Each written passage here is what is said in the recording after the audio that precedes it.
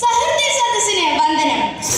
ഇതിഹാസങ്ങളുടെ വിളനിലമായ ഇന്ത്യയിലെ കേരളം എന്ന ദൈവത്തിന്റെ സ്വന്തം നാട്ടിലെ കുളച്ചിമേൽ എന്ന ഗ്രാമത്തിലേക്ക് ഞാൻ നിങ്ങളെ ക്ഷണിക്കുകയാണ്. മലയാള ദിനപത്രത്തിൽ വന്നൊരു ഫീച്ചറിന്റെ കഥാപ്രസംഗത്തിലുള്ള അവതരണം.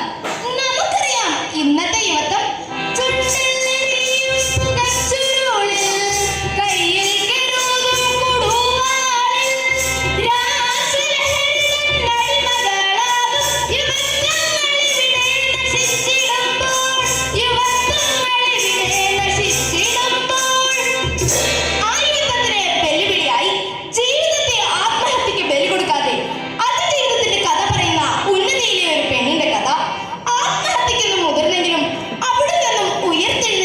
സംഭവ കഥ ഞാൻ നിങ്ങളുടെ മുമ്പിൽ സവിനയം സമർപ്പിക്കുന്നു.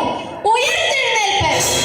ചരിത്രമെഴുതിയ വനിതകൾ മലയാളത്തിൻ തറവാട്ടിൽ ഉയർന്നു പൊങ്ങിയ പെണ്ണിൻ കഥയിത് കരളലിയിക്കും വിജയകഥ. 2024 ജനുവരി 15 കാന്തല്ലൂരിലെ കുളച്ചിമേൽ ആദിവാസി നിധിയിൽ ഒരു ചോദ്യം ചെയ്യൽ നടക്കുന്നു. ഈ ചോദ്യം നേരിടുന്നത് ആരെന്നല്ലേ?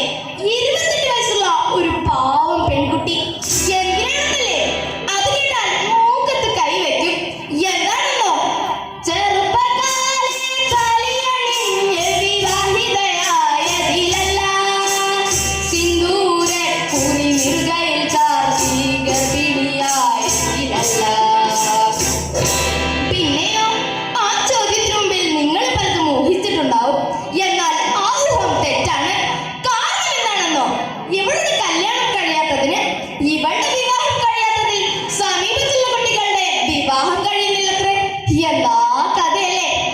വാക്കുകൾ കൊണ്ടുള്ള വേദനയേക്കാൾ അപവാദത്തിൻ ശരങ്ങളേറ്റ് പാവമാ പെൺകുട്ടി മരണത്തെ പുൽകുവാൻ ഒരു ചാക്കയറവൻ കയ്യിലേന്തി. അതെ പ്രിയമുള്ളവരെ, ഒരു ഗ്രാമം മുഴുവൻ അവൾക്കെതിരെയായി അപവാദങ്ങളും ഭീഷണിയും ചുറ്റിമുറുക്കിയപ്പോൾ അപവാദ കൊടുങ്കാറ്റ് അഴിച്ചുവിട്ടവർക്ക് മുമ്പിൽ സത്യം തെളിയിക്കാൻ അവൾ തീരുമാനിച്ചു. ആ സത്യപരീക്ഷയ്ക്കായി അവൾ തന്റെ കയ്യിൽ ഒരു ചാൺ കയറെടുത്തു. പ്രിയമുള്ളവരെ, അവളെ നമുക്ക് സുധി എന്ന് വിളിക്കാം. സത്യത്തിൽ അവൾ സുധിയല്ല കേട്ടോ. നമ്മുടെ നായികയ്ക്ക് ഒരു പേര് വേണം. അത്രമാത്രം കരുതിയാൽ മതി. പറത്തുവിട്ട പീഡകം പോലെ മരണത്തിന്റെ വഴുതിയിരുന്ന സുധിയുടെ ജീവിതത്തിലേക്ക് ഒരു തിരിഞ്ഞു നോട്ടം. തേനീച്ചകൾ കൂട്ടമായി തേൻകൂട്ടും പാറ, തേൻപാറ എന്നൊരു പാറ, ആ പാറക്കെട്ടിന്റെ അരികിലൂടെ മഞ്ഞ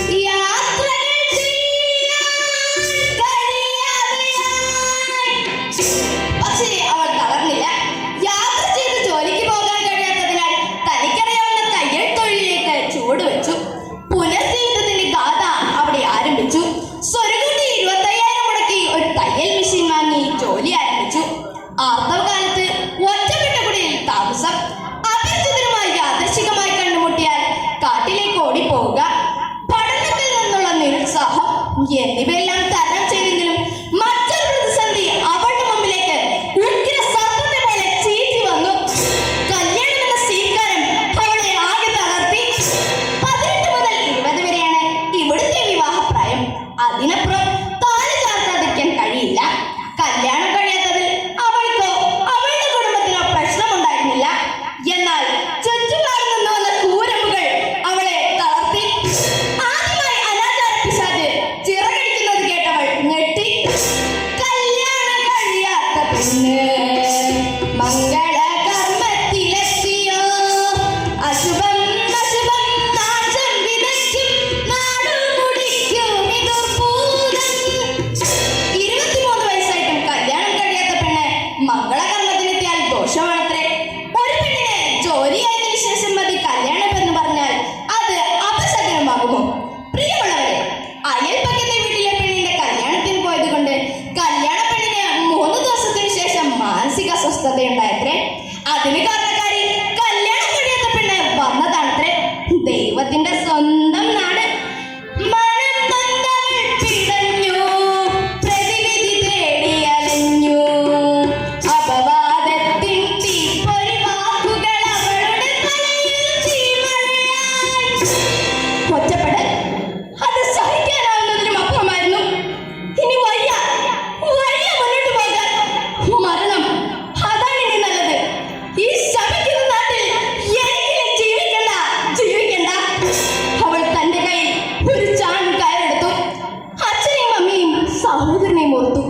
കുടിക്കിട്ട് കുടിക്കിന്റെ ഉള്ളിലേക്ക് തലകെടുത്തുമ്പോൾ അതാ സ്വർഗത്തിലെ മാലാഖയെ പോലെ അവളുടെ ഫോൺ ശബ്ദിക്കുന്നു. അവൾ ഞെട്ടി സ്വബോധത്തിലേക്ക് ഒരു നിമിഷം തിരിച്ചു വന്നു. വിറയ്ക്കുന്ന കൈകൾ കൊണ്ട് അവൾ ഫോൺ എടുത്തു. ത്രസിക്കുന്ന ഹൃദയമിടിപ്പോടെ സ്ക്രീനിലേക്ക് നോക്കി. Arun sir, Arun sir, Arun sir calling. വിറയാർന്ന കൈയാൽ കാതോട് ചേർത്തു ഹൃദയമിടുപ്പിൻ താളലയം. കേട്ടവള വാർത്ത കരള് തുടിച്ചു. ദൈവത്തിൻ ശബ്ദം മകൾ കേട്ടു. അതെ, അവളെ പഠിപ്പിച്ചിരുന്ന ആസാറിന്റെ വാക്കുകൾ ദൈവദൂതന്റേതായിരുന്നു. മോഡലിംഗിന് താല്പര്യമുണ്ടോ? അവസരമുണ്ട്. അത് എന്താണെന്ന് പോലും മനസ്സിലാകാതെ കലോത്സവത്തിലെ ഏതെങ്കിലും ഒരു ഐറ്റമാണെന്ന് കരുതി അവൾ സമ്മതിച്ചു. മരണത്തിന്റെ കരാളാസ്യത്തിൽ നിന്നുള്ള ഉണർവ് അത് നമ്മൾ കരുതുന്നത് പോലെ ചെറിയ പരിപാടിയൊന്നുമായിരുന്നില്ല. മിസ് കേരള ഫോറസ്റ്റ് ഗോഡ്സ് മത്സരത്തിലേക്കായിരുന്നു ക്ഷണം. പുതിയൊരു വാതായനം തുറന്നു, പ്രതീക്ഷതൻ കിരണങ്ങൾ മിന്നി. പുതിയൊരു വാതായനം തുറന്നു, പ്രതീക്ഷതൻ കിരണങ്ങൾ മിന്നി. ആശ്വാസത്തിൻ പൊൻചിറകിലേറി കൊച്ചിയിലേക്ക് അവൾ യാത്രയായി.